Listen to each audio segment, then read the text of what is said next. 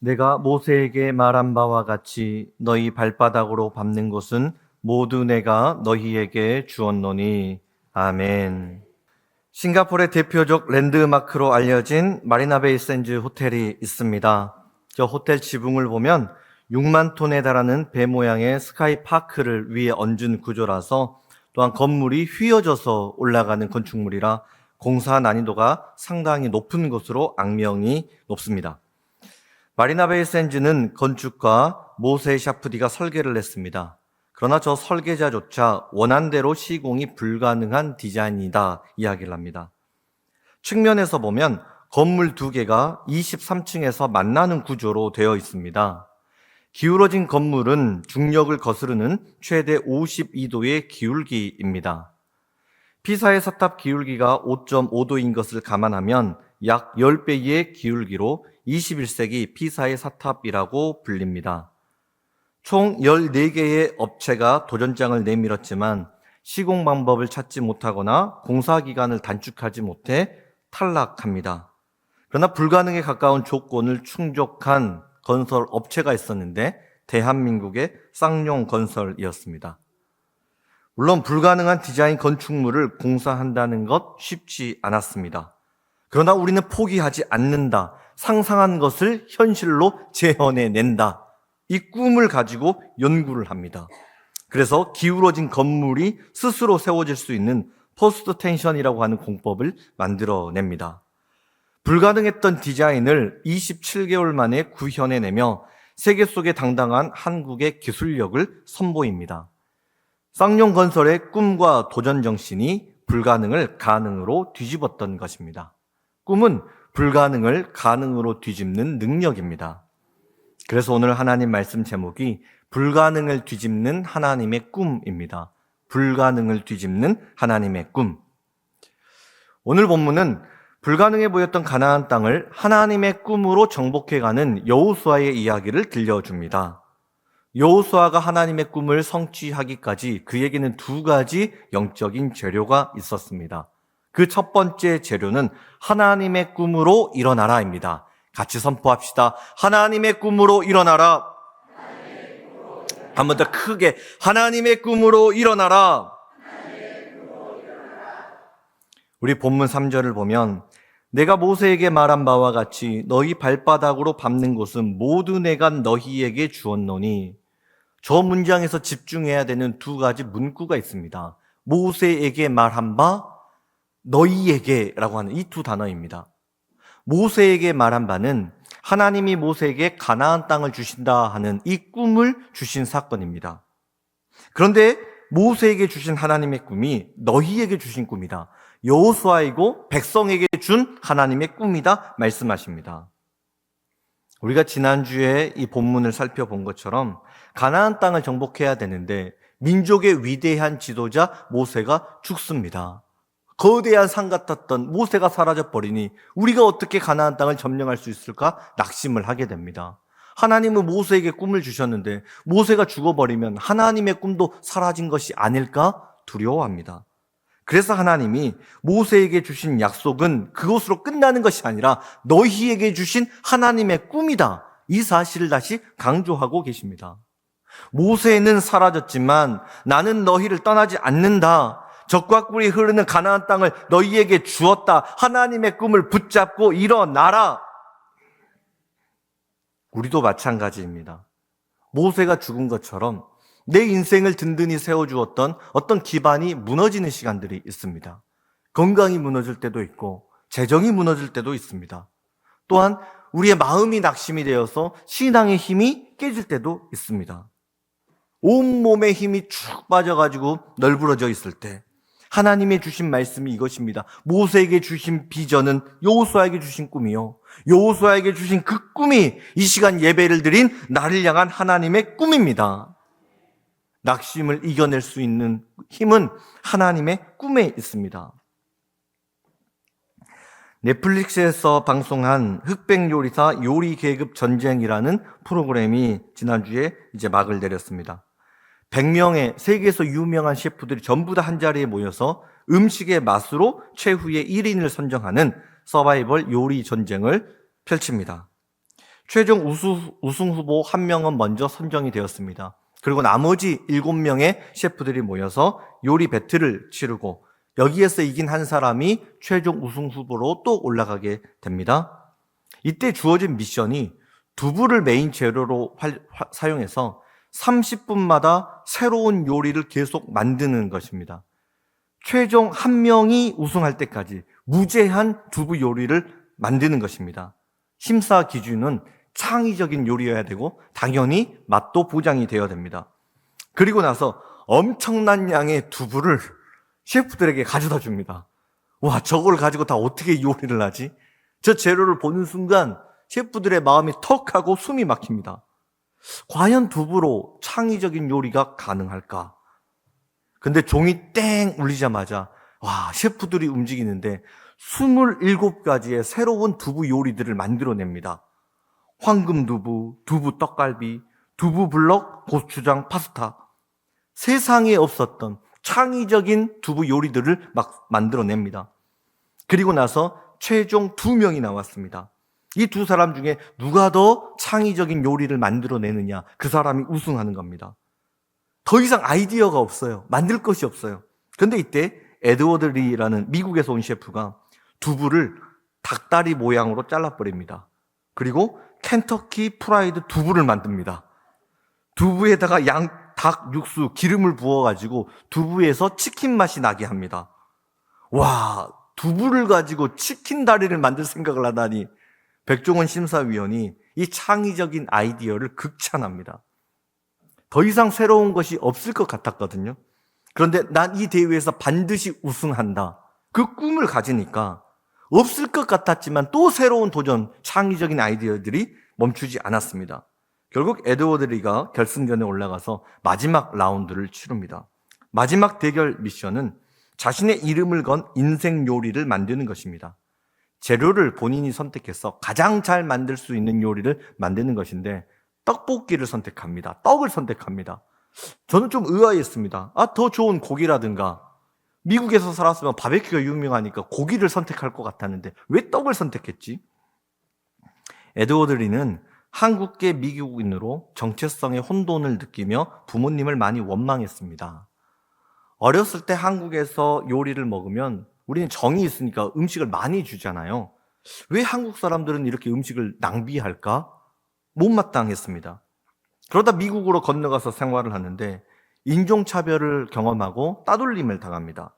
바로 그때 한국 음식이 생각이 납니다. 넘치도록 주셨던 이 한국 사람의 손길 속에는 사랑이 있었던 것입니다. 음식은 상처받았던 이 에드워드 리를 위로해주는 따뜻한 손길이었습니다. 그 생각을 하면서 나는 음식으로 사람을 위로하는 사람이 되겠다. 음식으로 영혼을 치료하고 행복을 가져다주는 최고의 셰프가 되겠다. 꿈이 생겼습니다. 한국계 미국인을 조롱하는 문화 속에서 꿈을 포기하지 않습니다. 도전합니다. 자신의 한계를 깨부시고 미국을 대표하는 최고의 인류 셰프가 되었습니다. 신앙생활도 마찬가지입니다. 하나님의 꿈이 있는 사람은 멈추지 않습니다. 뭐라도 만들어냅니다. 이 시대가 마치 모세가 죽은 것처럼 많은 것들이 다 죽어버린 세상 아닙니까? 정치가 죽었습니다. 경제가 죽었습니다. 정의가 사라졌습니다. 신앙조차 힘을 잃어버린 것 같은 그 절망을 느낍니다. 그러나 하나님은 모세에게 주신 가나안 땅의 꿈을 이 시간 예배를 드리는 나에게 주셨다 말씀하십니다. 절망을 이겨내는 힘은 하나님의 거룩한 꿈을 다시 회복하는 것입니다. 여러분, 무엇이 위기입니까? 건강이 무너진 것이 위기입니까? 가정에 어려움이 생긴 것이 위기일까요? 물질의 궁핍함을 경험하는 것이 위기일까요? 물론 위기일 수 있습니다. 그러나 진정한 위기는 꿈을 잃어버린 것입니다. 묵시가 없으면 백성이 방자히 행하거니와 꿈을 잃어버린 사람은 방자히 행합니다. 시간을 아무렇게나 씁니다. 물질을 마음대로 씁니다. 몸을 방자히 사용합니다. 그러나 성령님이 오시면 모든 것들이 달라집니다. 너희의 자녀들은 예언할 것이요 너희의 젊은이는 환상을 보고 너희의 늙은이는 꿈을 꾸리라. 우리의 가정을 직장을, 교회를 가나안 땅으로 만들어 가겠다는 하나님의 꿈이 생겨납니다. 하나님은 우리 예봉교회에 새로운 꿈을 주셨습니다. 이제 역전되리라. 이 역전의 꿈을 안고 달려가 보는 것입니다. 꿈이 있는 사람은 도전을 멈추지 않습니다. 뭐라도 만듭니다. 안 되면 두부를 가지고 치킨을 만들더라도 뭔가 새로운 것을 찾아낸단 말입니다. 그래서 우리는 저 부흥회를 준비하면서 전단지를 만들었습니다. 플랜카드도 걸었습니다. VIP 이름도 게시하고 도전을 합니다. 왜요? 하나님이 꿈을 주셨기 때문입니다. 히브리서 11장을 보면 믿음은 바라는 것들의 실상이요 보이지 않는 것들의 증거니 선진들이 이로써 증거를 얻었느니라. 아브라함은 99세가 되도록 자녀 한 명을 낳을 수 없었습니다. 그러나 꿈을 포기하지 않고 죽은 자를 살리시는 하나님, 없는 것을 있는 것으로 부르시는 하나님을 바라봄으로 열방의 아버지가 되었습니다. 요셉은 어떻습니까? 그는 이집트 노예로 살아야 됐습니다. 그러나 하나님의 주신 꿈을 포기하지 않고 바라봄으로 이집트 총리가 되어서 가족을 살리고 민족을 살리는 열방의 지도자가 되었습니다. 이것이 바라봄의 법칙입니다. 믿음은 바라보는 것입니다. 그래서 우리도 이 다니엘 세일의 기도회를 준비하면서 세 가지를 바라보면서 역전의 꿈을 꾸고자 합니다. 첫 번째는 뭐냐면 전단지를 바라보는 것입니다. 전단지를. 여러분 주보에다가 온 전단지 3장씩 다 넣어드렸죠? 그 중에 한 장은 전도하시고 2장은 어떻게 하냐면 집에 가가지고 현관문에다가 저 사진처럼 딱 붙여놓으세요. 그래서 현관문 출입구에다가 나갈 때 출근할 때마다 이제 역전되리라 외치고 출근하는 겁니다. 퇴근하고 들어오면 이제 역전되리라 외치는 거예요. 가족과 밥을 먹으다가 오늘 반찬 맛있죠? 이제 역전되리라. 반찬의 맛과 역전은 무슨 상관이 있는지 저는 모릅니다. 그래도 이제 역전되리라 선포해 보는 겁니다. 믿지 않는 남편 출근할 때 잘 다녀오세요. 이제 역전되리라. 아들 학교 잘 다녀왔어. 이제 역전되리라. 택시 타고 내리면서 기사님 여기 받으세요. 수고하셨죠? 이제 역전되리라. 친구 만나면 잘 지냈니? 이제 역전되리라. 날씨가 너무나 화창하죠? 이제 역전되리라. 계속 외치는 거예요. 민수기 14장. 그들에게 이르기를 여호와의 말씀에 내 삶을 두고 맹세하노라. 너희 말이 내 귀에 들린 대로 내가 너희에게 행하리니. 저는 이 말씀을 그대로 믿습니다. 입술의 선포대로 하나님이 기름 부어 주실 줄 믿습니다. 이 사실을 믿고 전단지를 볼 때마다 선포하는 겁니다. 역전되리라, 역전되리라. 두 번째 역전의 꿈은 나의 이름을 바라보기입니다. 나의 이름을 바라보기. 우리 구역별로 다니엘 세일의 기도에 참석하시는 분들 명단을 다 신청을 받았습니다. 그 참석판에 여러분의 소중한 이름을 우리가 제작을 해가지고 3층 들어오는 그 문에다가 딱 붙일 예정입니다. 저렇게 이제 이름이 붙게 됩니다. 21일 동안 여러분 신청하시면 내 이름이 딱 적어져 있습니다. 올 때마다 거기다가 역전 스티커를 붙입니다. 11월 1일, 2일 계속 붙이면서 하나님 내 인생의 역전의 승리를 주실 줄 믿습니다. 가정의 사업장에 역전의 은혜를 주실 줄 믿습니다. 매일 21일 동안 꿈을 붙이는 겁니다. 그런데 이것은 미리 신청을 하신 분들만 이름이 디자인되어서 나옵니다. 마감이 오늘까지입니다. 남은 칸이 몇 칸 없어요. 저게 더 늘릴 수도 없어가지고 여러분 신청 안 하신 분은 빨리 하셔야 됩니다. 여러분 한 분 한 분 이름이 너무나 소중하기 때문에 어제 우리 장로님들이 와셔가지고 저거를 세워놓을 저 현판을 다 나무를 자르고 못을 받고 해가지고 다 만들었습니다. 교회에서 정성을 다해서 지금 준비를 하고 있습니다. 왜냐하면 나 한 사람이 예수님을 만나는 것은 이 천지가 창조된 것과 똑같은 위대한 기적이기 때문에 그렇습니다. 여러분의 소중한 그 이름이 누락되지 않도록 아직 신청을 못하신 분은 구역장이나 우리 나가시면서 김미아 전도사님에게 꼭 소중히 신청해 주셔서 여러분의 아름다운 이름이 누락되지 않도록 여러분 신청해 주시기 바랍니다. 세 번째 우리가 꾸는 역전의 꿈은 역전 씨앗 바라보기입니다. 역전 씨앗 바라보기. 다니엘 기도회가 시작이 되면 역전 씨앗 이 책갈피를 다 나누어 드릴 것입니다. 앞쪽을 보면 주제가 선포되어 있고 뒤를 보면 역전 씨앗 해가지고 그 동그라미 진하게 되어 있죠. 거기다가 실제 겨자씨 씨앗이 붙여져 있습니다. 너무 작아가지고 사실은 보이지도 않지만 그 실제 겨자씨 씨앗을 저기에 붙여져 있습니다. 그리고 나서 그 밑에다가는 베스트 VIP를 쓰는데 내가 부흥의 기간 동안 실제로 우리 교회에 데려올 수 있는 사람, 우리 교회에 정착시킬 수 있는 사람, 그 사람을 우리는 베스트 VIP라고 합니다. 복음의 씨앗이 심겨져야 할 나의 남편, 우리 아내, 우리 자녀, 친구들, 그 3명의 이름을 직접 기록하면서 이 복음의 씨앗을 심는 것입니다. 겨자씨처럼 작지만 역전의 씨앗을 한번 심고 도전해 보는 것입니다. 지금 우리가 말하고 있는 이 역전의 꿈이 겨자씨처럼 너무나 작아 보입니다. 눈에 보이지도 않습니다. 그러나 하나님의 때가 되면 30배, 60배, 100배가 넘는 큰 나무로 자라나서 거대한 숲을 이루게 되는 것입니다.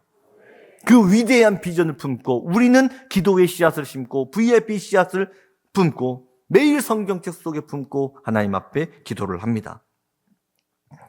우리가 하나님의 꿈을 가지고 바라보면 똑같은 것을 보지만 전혀 다른 것을 보게 됩니다. 하나님의 약속이 이루어지는 거룩한 상상을 하면서 이 환경을 바라볼 수 있습니다.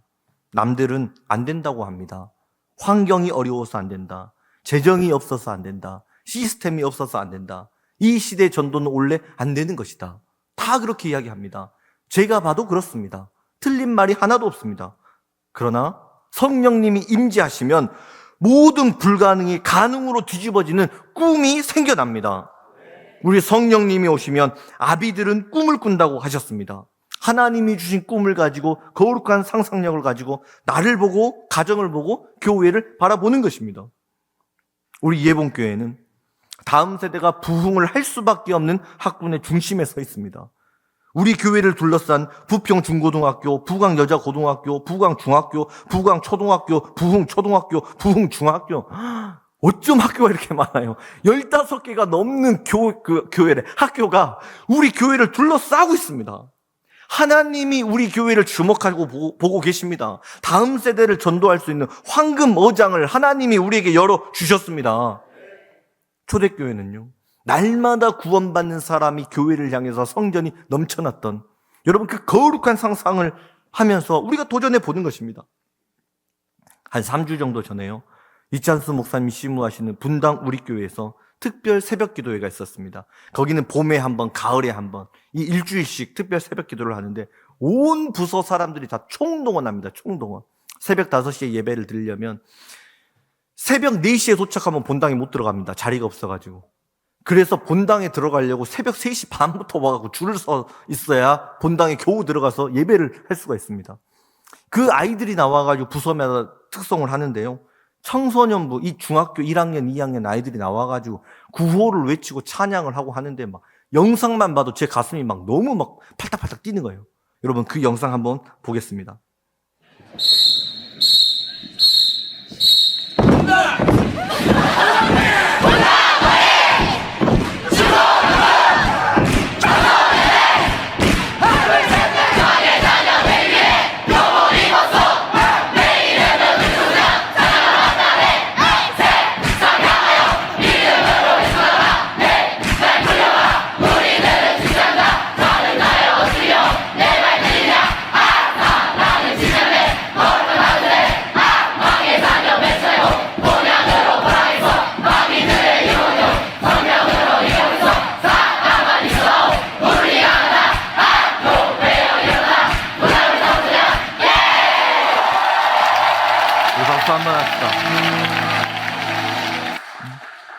사람아 있어도 우리가 간다.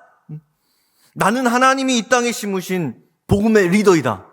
내가 세상을 구원하는 복음의 씨앗이다. 여러분, 무엇이 저 아이들로 하여금 저 외침을 저 새벽에 하게 만들었겠습니까? 성령님이 저 아이들 마음 가운데 꿈을 주신 것 아닙니까? 우리가 무엇을 아이들에게 심겨줄 수 있겠습니까? 하나님의 꿈입니다. 복음입니다. 말씀입니다. 십자가의 능력입니다. 우리 예봉교회 다음 세대가 여러분 이 예배당에 가득 차서 하나님의 꿈으로 일어나겠습니다, 믿음으로 외치고 기도하는 이 아이들, 여러분 거룩한 상상을 하는 것입니다. 우리 교사들, 교육자들, 항전 직분자들, 다음 세대가 우리 교회로 막 물밀듯이 달려오고 교회에서 웃음소리가 넘쳐나고 자녀들이 하나님의 꿈을 꾸며, 하나님 제가 세상을 살리는 하나님의 사람, 성령의 사람으로 일어나겠습니다, 저를 사용하여 주시옵소서. 이 외침이 울려나는 이 아름다운 성전을 우리가 꿈꾸는 것입니다. 우리 예본의 모든 성도님들, 모든 어버이들은 기도로 자녀를 내게 축복해 보겠다, 이 거룩한 꿈을 꾸시기를 축복합니다. 부모님의 기도만큼 여러분 자녀들에게 큰 축복이 되는 것은 없습니다. 저희의 부모님, 장인어른, 저희 장모님이 새벽마다 이연일 목사 놓고 기도합니다. 1시간, 2시간이고 우리 예본교회 이름을 부르짖으며 이 목회를 위해서 기도하고 있습니다. 우리 부모님이 해주신 이 기도의 백, 저는 아무것도 가진 것 없지만 부모님의 기도의 백 때문에 저는 이 강단에 서가지고 당당하게 역전된다, 부흥된다, 믿음으로 외칠 수 있는 것입니다. 누가 우리의 자녀들을 위해 기도할 수 있단 말입니까? 누가 우리의 자녀들을 위해 눈물 흘리며 하나님 앞에 부르짖을 수 있단 말입니까? 자녀들은 기도의 힘으로 자라나는 것입니다. 불과 50년, 60년 전만 하더라도 우리 한국교회 어버이들은 가진 것이 없었습니다. 의지할 것이 없었습니다. 그래서 수요일 저녁마다 모입니다. 금요일 밤마다 모여서 철야를 하고 새벽 이슬이를 맞도록 하나님 앞에 부르짖어 기도합니다.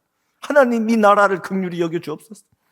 하나님, 가진 것이 없는 이 가난의 저주를 우리 자녀들에게 물려줄 수 없습니다. 하나님, 끊어주시옵소서. 이 땅에 하나님 너무나 못된 것들이 많이 있는데 십자가를 심어 주옵소서. 교회를 하나님 심어 주시옵소서. 그 어버이들의 기도가 쌓이고 쌓여 하늘에 달았어. 자녀들이 살아나고 이 땅에 수천 개의 교회들이 살아나고 우리 대한민국이 세계 선진국으로 우뚝 서는 발판이 되었습니다. 저는 수요 예배와 금요 예배를 드릴 때마다 그 거룩한 꿈을 꿉니다. 하나님, 역전되리라. 이 성도들이 달려나와서 기도하고 부르짖어 기도해서 우리의 자녀들을 일으켜 세우는 그 꿈을 꿉니다. 그러나 마주해야 하는 현실은 텅 비어버린 예배당입니다.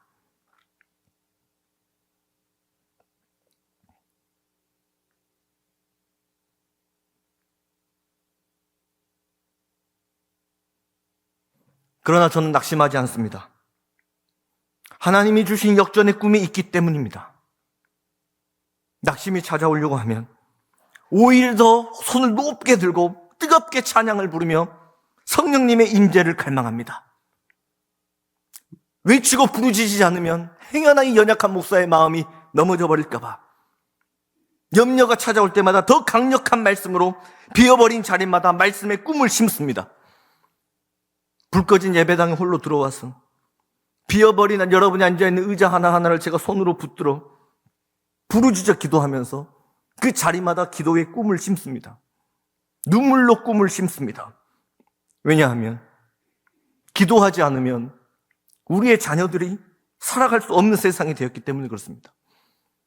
여러분, 이 세상이 얼마나 악독합니까? 성경적인 가치관이 다 무너져 버리지 않았습니까? 남자를 남자라고 말할 수 없고 여자를 여자라고 말할 수 없습니다. 이제는 아빠를 아빠라고 부르면 안 되고 엄마를 엄마라고 부르면 안 됩니다. 부모 1, 부모 2 이렇게 불러야 됩니다. 그런 말도 되지 않는 세상이 지금 우리 한국 교회를 향해서 그런 문화들이 쏟아져 나오고 있는데 우리가 어찌 기도하지 않고 그 엄청난 재앙과도 같은 세상을 우리 자녀들에게 물려줄 수 있단 말입니까? 세상이 어려울수록 우리는 영적인 모델을 보여주는 것입니다. 세상은 정신없이 공부해서 너희 성공을 향해 달려가라. 그러나 우리는 우리 인생의 최고의 가치는 하나님에게 드리는 예배에 있다라고 하는 이 사실을 주중에도 보여주는 것입니다. 어려우면 사람들은 누구에게 줄을 서봐라, 누구에게 부탁해봐라. 사람들은 그럽니다. 그러나 우리는 하나님을 믿는 사람이기 때문에 어렵고 의지할 사람이 없으면 금요일 밤에 가서 하나님을 붙잡고 씨름하고 기도해봐라. 하나님이 너희 인생을 책임져 주신다. 이 영적인 모델을 우리가 보여줘야 되지 않겠습니까? 우리의 자녀들은 어버이의 기도로 자라납니다. 우리 예본의 모든 성도님들, 텅 비어버린 수요 예배, 금요 예배 기도에 여러분 그대로 놔두겠습니까? 그대로 예배가 끊어져 버리도록, 사라져 버리도록, 기도의 불이 다 꺼져 버리도록 여러분 그대로 그냥 놔두겠습니까? 나와서 함께 기도해 주시기를 간곡히 호소합니다. 자녀들을 향한 눈물의 기도는 영적인 겨자씨 씨앗입니다. 우리는 기도의 꿈을 심고 하나님은 기도의 기적을 이루어 주십니다. 또한 우리는 구역이 살면 교회가 살아난다. 이 위대한 꿈도 꾸고 있습니다. 그래서 오후 예배부터는 구역이 함께 모여서 우리는 예배를 드립니다. 지난주에 우리 구역 가족도 함께 모여서 삥 둘러앉아 손을 잡고 기도를 하는데 얼마나 따뜻하고 행복한지요. 어떤 구역에서는 눈물을 펑펑 쏟으며 서로 부둥켜 안아주며 축복하고 기도를 하는데 너무나 감동이 되었습니다. 그리고 짧은 1분 피드백 간증을 하는데 와, 구역원이 함께 있어서 너무너무 행복합니다. 다시 말씀을 잡아보겠습니다. 큐티를 해보겠습니다. 어떤 분은 전도해가지고 구역을 한번 채워보겠습니다. 여전도에 참여를 해보겠습니다. 우리가 다 지난주까지 들었던 이 살아있는 간증 아니었습니까? 여러분, 구역에 오시면 살아납니다. 회복됩니다. 신앙의 기쁨이 막 회복되어지는 축복을 주십니다. 오늘 오후 2시에 오시면 누구든지 구역으로 안내해 드리겠습니다. 여러분, 이것이 바로 꿈을 꾸는 일입니다. 거창한 일을 하라는 것이 아닙니다. 어떤 엄청난 헌신을 하라는 것이 아닙니다. 내가 할 수 있는 한 가지, 일주일에 한 시간을 쪼개서 하나님께 드리면 그것이 꿈을 심는 일입니다. 하나님께 드리면 하나님이 기름 부어 주십니다. 지금의 삼성이 세계적인 브랜드로 도약을 하게 된 계기가 있었습니다.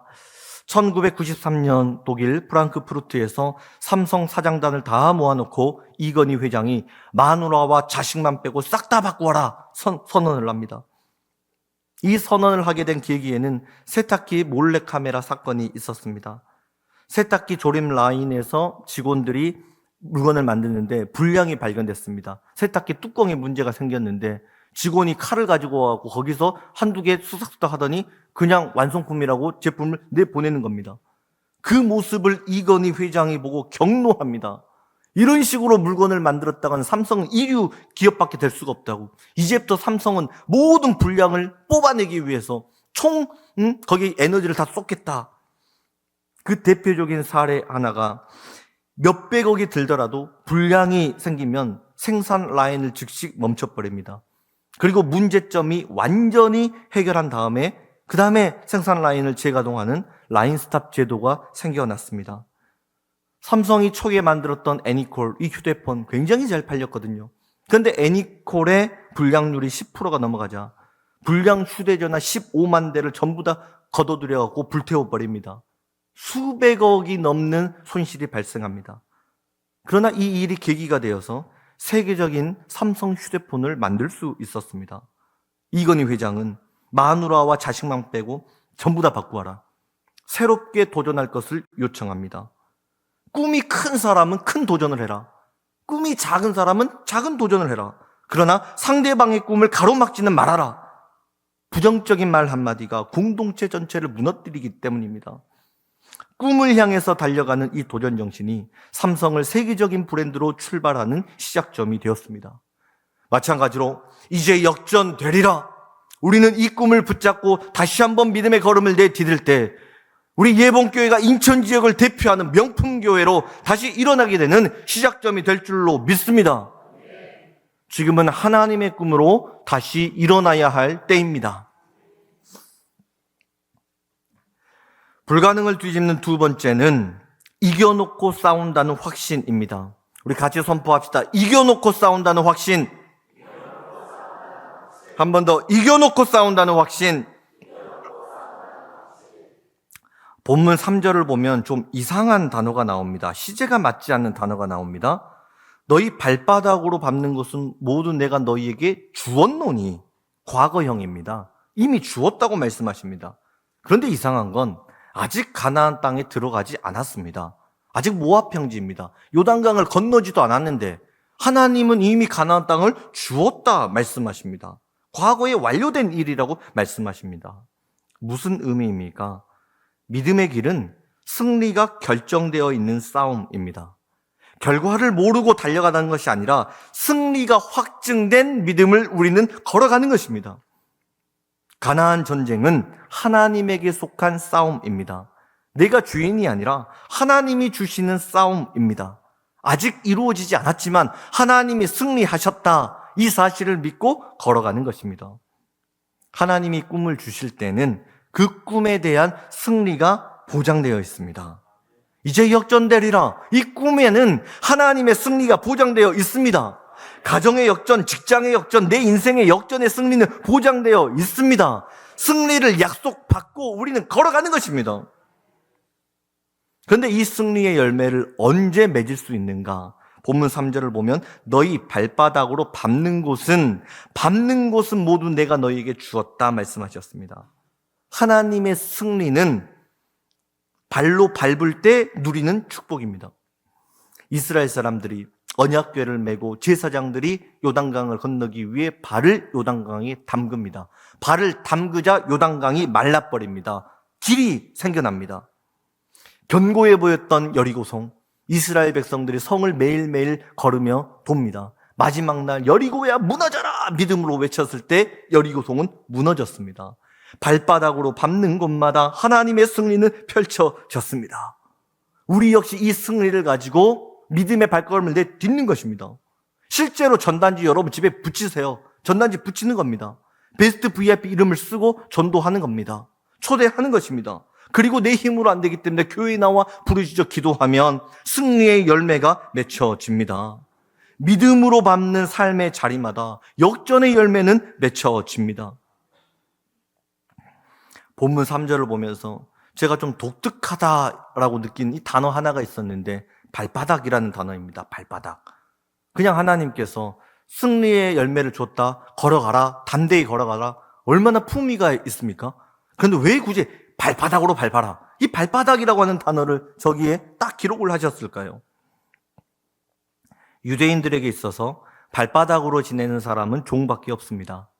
종은 주인 앞에서 신발을 벗어야 합니다. 종은 마음대로 갈 수 없습니다. 주인이 원하는 대로 움직입니다. 내 인생의 주인이 하나님이심을 말씀하고 계십니다. 하나님은 발바닥으로 밟는 곳을 너희에게 주었다 말씀하십니다. 우리가 발바닥으로 땅을 밟으려면 먼저 신발을 벗어야 합니다. 하나님은 모세를 부르실 때 내가 선 곳은 거룩한 땅이니 내 발에서 신발을 벗어라. 무엇을 벗으란 말입니까? 모세야, 인생의 주인은 하나님이시다. 그러니 이제 그만 옛사람의 신발을 벗어버려라. 과거의 실패를 벗어라. 상처를 벗어라. 두려움을 벗어라. 절망을 벗어라. 하나님이 책임지신다. 하나님이 주인이시다. 내 발에서 신을 벗어라. 하나님은 두려움에 빠진 여호수아에게 가나안 정복을 이루시는 분은 하나님이심을 말씀하십니다. 여호수아야, 발바닥으로 밟아봐라. 여호수아야, 너희 하나님 여호와가 능히 이루어 주신다. 두려워하지 말라. 염려하지 말라. 하나님께 맡겨라. 하나님이 너와 함께 하신다. 여러분이 하나님의 약속의 땅으로 나아가려고 하는데 여러분이 아직도 벗지 못하는 옛사람의 신발은 무엇이 있단 말입니까? 좀 하나님 앞에 완전히 내 인생을 던져보고 싶은데 그걸 헌신하지 못하게 가로막는 그 신발은 무엇이 있단 말입니까? 무엇이 두렵습니까? 무엇이 주저가 됩니까? 저 역시 발로 밟는 곳 하나님이 주신다. 이 말씀을 붙잡고 나아가지만 매일같이 믿음이 생겼다가도 넘어지고 일어났다가도 넘어지고 하루에도 수도 없이 반복을 합니다. 제가 2010년에 신학대학원을 졸업하고 한소망교회 전임사역자로 부임을 하게 됐습니다. 그 전까지는 개척교회, 상각교회에서만 쭉 사역을 했는데 처음으로 대형교회에 부임을 해서 사역을 하게 되니까 많은 부담이 있었습니다. 그 교회 가보니까 정말 목회의 신들이 다 모여있는 것 같아요. 목회에 막 날고기는 선배님들, 막 유학파들 다 모여가지고 사역을 하는데 제가 봐도 입이 떡 벌어져요. 너무너무 사역을 잘해요. 그분들과 제 모습이 너무 비교가 됩니다. 또 교회에서 저에게 요구하는 사역들이 있었는데 제 능력을 벗어나는 일들이 많이 있었습니다. 내가 사역을 감당할 수 있을까? 두려움이 있었어요. 그런 막막한 속에서 은혜의 동산이라는 수련회를 참석했습니다. 수련회 둘째 날 저녁 말씀 듣고 나서 바깥에 나가려고 뒤를 딱 돌아봤는데 예수님이 서 계시는 거예요.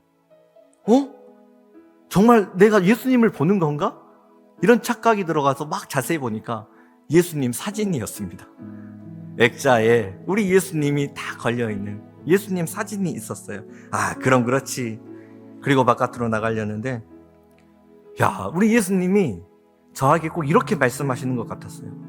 아들, 내가 항상 너희 뒤에 서 있다. 너 몰랐지? 내가 항상 너희 뒤에 서 있지. 오르막을 올라서며 힘들어할 때 내가 너희 등 뒤에서 너를 받쳐주고 있었다. 땀 흘리고 애를 쓰는 수고도 내가 다 알고 있지. 그 수고를 내가 다 기억하고 있지. 뭐가 두려운지, 왜 걱정을 하는지. 그래서 무너진 그 마음도 내가 다 알고 있지. 내가 너의 마음을 알고 있다. 걱정하지 말아라. 너의 뒤에는 언제나 내가 있다. 예수님의 백이 있다. 이 말씀이 얼마나 위로가 되고 힘이 되었는지 모릅니다. 그때 제 입술에서 나의 등 뒤에서 이 찬양이 막 흘러나오는 거예요. 나의 등 뒤에서 나를 도우시는 주, 나의 인생길에서 지치고 고나여 매일처럼 주저앉고 싶을 때 나를 밀어주시네. 평안히 길을 갈 땐 보이지 않아도 지치고 곤하여 넘어질 때면 다가와 손 내미시네. 때때로 뒤돌아보면 여전히 계신 주, 잔잔한 미소로 바라보시며 나를 재촉하시네. 일어나 걸어라. 내가 새 힘을 주리니 일어나 너 걸어라. 내 너를 도우리. 이것이 가나안 정복을 앞둔 두려움에 빠져 있는 여호수아에게 주신 하나님의 약속입니다. 이제 역전되리라. 부흥회를 앞둔 우리에게 주시는 하나님의 약속입니다. 이제 말씀을 마무리합니다. 모세의 죽음 속에 낙심했던 여호수아처럼 내가 의지한 끈이 끊어지는 순간이 있습니다. 바로 그때 나와 함께 하신 하나님을 붙드시기 바랍니다. 염려가 되는 것들이 많이 있습니까? 그때마다 하나님은 이제 역전되리라 꿈을 주십니다. 그 꿈을 붙드시기를 바랍니다. 불안하십니까? 하나님이 꿈을 주실 때는 승리도 함께 주셨습니다. 하나님의 승리를 붙드시기 바랍니다. 그래도 여전히 두려움이 찾아옵니까? 너의 등 뒤에는 내가 항상 서 있다. 내 인생의 주인은 하나님이시다. 하나님께 맡기면 하나님이 책임져 주십니다. 하나님이 세상 끝날까지 우리와 함께 하십니다. 기도하겠습니다. 하나님, 저 혼자 가야 하는 줄 알았습니다. 저 홀로 지는 인생의 짐인 줄 알았는데 주님께서 언제나 우리의 등 뒤에 함께 하고 계심을 알게 하시니 감사합니다. 우리와 함께 하시는 주님 바라보며 이제 역전되리라 꿈을 꿉니다. 이겨놓고 싸운다는 확신 주셔서 감사합니다. 나와 함께 하겠다 말씀해 주셔서 감사합니다. 이제는 그 주님 바라보고 다시 일어나겠습니다. 발바닥으로 밟는 모든 땅을 이미 주셨다고 말씀하셨으니 그 말씀 붙잡고 살아가겠습니다. 하나님 주신 승리를 맛보며 살아가는 우리 모두가 되게 하여 주옵소서. 예수님 이름으로 기도드립니다.